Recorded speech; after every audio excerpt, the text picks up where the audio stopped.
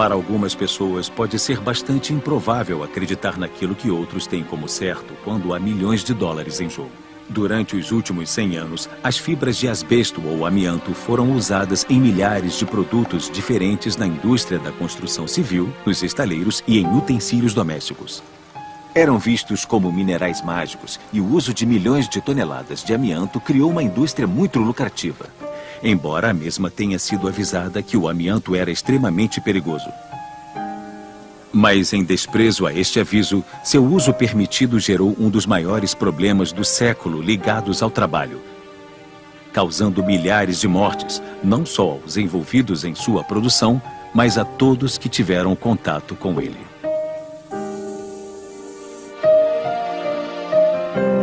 Amianto. Distribuição Synapse.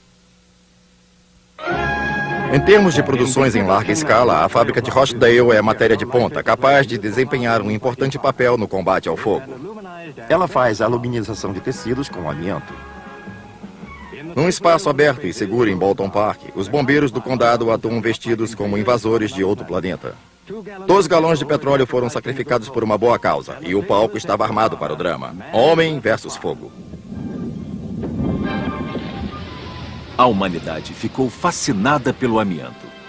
Desde o início de sua fabricação no Canadá, no fim do século XIX, as pequenas fibras minerais que os compõem encheram as pessoas de entusiasmo, pois apesar de serem suaves como seda, são sólidas como granito e podem ser empregadas em diversas aplicações.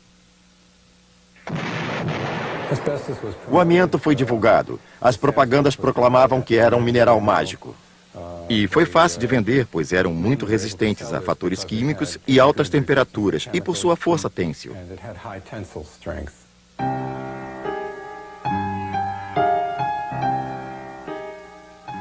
Na industrialização da Europa e da América, o amianto estava intrinsecamente ligado com os poderosos símbolos do progresso: máquinas, navios a vapor e grandes construções.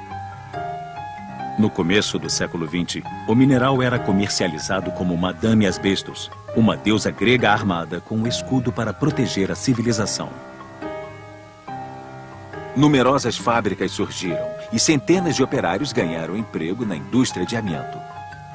Mas, como em muitas indústrias naquela época, as condições de trabalho eram extremamente penosas. Sobre as péssimas condições decorrentes do pó, sabemos através de documentos que restaram a existência de histórias que contam que os operários não conseguiam enxergar além de 2 ou 3 metros, devido à poeira em certas áreas da fábrica. A poeira era aceita como fato corriqueiro em muitas das indústrias naqueles dias. As fábricas de algodão tinham muita poeira. As minas de carvão eram ainda mais empoeiradas. Desta forma, não era considerado incomum que as minas de amianto tivessem problemas de pó em excesso. Acontece que as fábricas de asbestos eram especialmente empoeiradas e, conforme se descobriu, eram especialmente perigosas. Já no ano de 1898, um inspetor de fábricas na Inglaterra advertiu sobre o que ele chamou de pó maligno. Na Inglaterra, o governo nomeou um inspetor médico de fábrica e, sob suas ordens, as inspetoras de fábricas fizeram investigações. E uma das coisas que elas relataram no ano de 1898 é que havia pessoas com doenças pulmonares por trabalharem com amianto. E elas reconheceram que era um material perigoso, o qual as inspetoras se referiram como o efeito maligno do pó de amianto.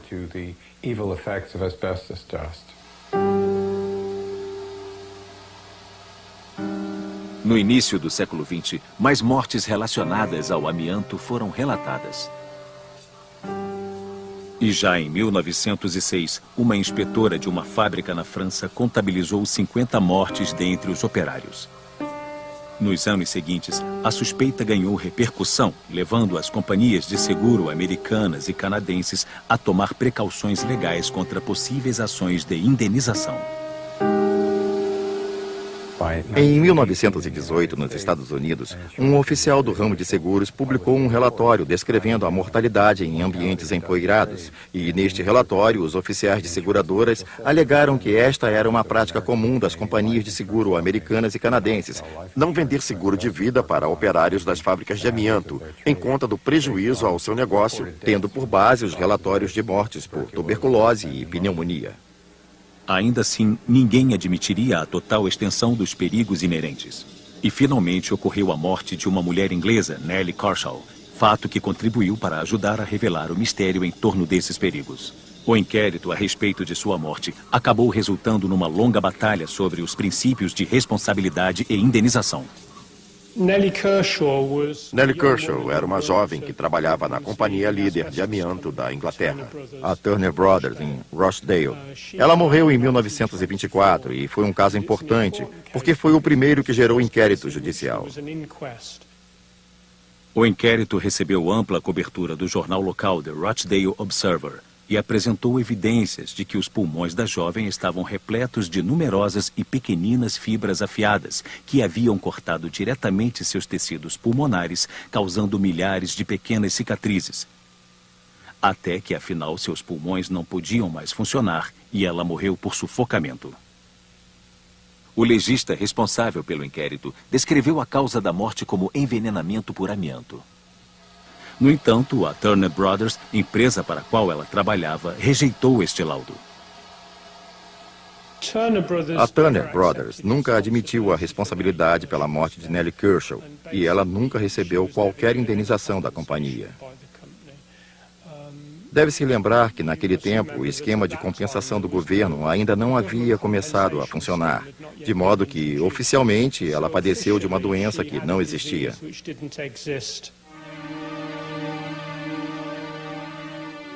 Quando o viúvo de Nellie Kershaw pediu suporte financeiro a Turner Brothers para pagar as despesas funerárias, seu pedido foi sumariamente negado, pois isto criaria um precedente para que admitissem a responsabilidade, encorajando assim outros requerimentos por parte dos outros empregados ou ex-empregados.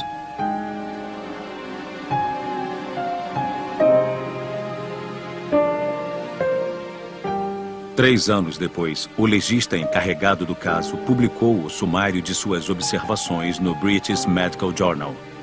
E pelas seguintes décadas, centenas de vítimas aprenderiam o nome de sua doença: asbestose.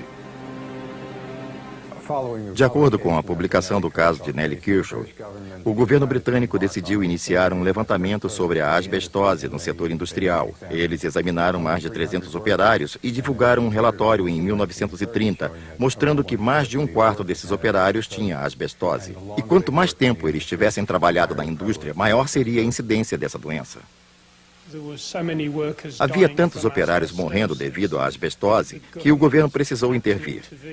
Eles acharam que a situação era tão desastrosa que precisariam determinar regulamentos específicos para compelir os donos das indústrias a limpar as fábricas e oferecer exames médicos e indenizações aos operários afetados.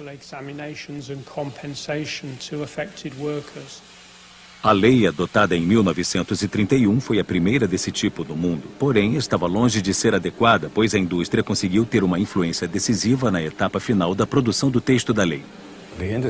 A indústria, por sua parte, queria limitar o escopo da lei e fora bem sucedida ao manipulá-la, de forma que somente se aplicasse àqueles operários mais terrivelmente expostos na fábrica de produção.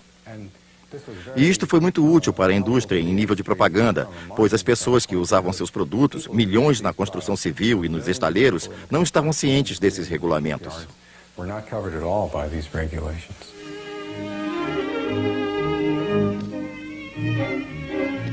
Os usos práticos do amianto são muitos.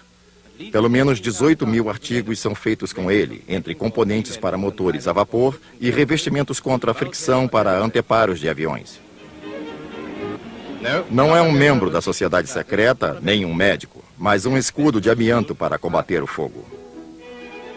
O amianto entra nas casas em forma de cortinas e armários anti-incêndio, em vários modelos. Ele é a resposta ao problema dos fumantes descuidados. Cinzas e nenhum incêndio. Se num momento descontraído você quiser fazer uma fogueira da sua toalha de mesa, veja antes se ela não é feita de amianto.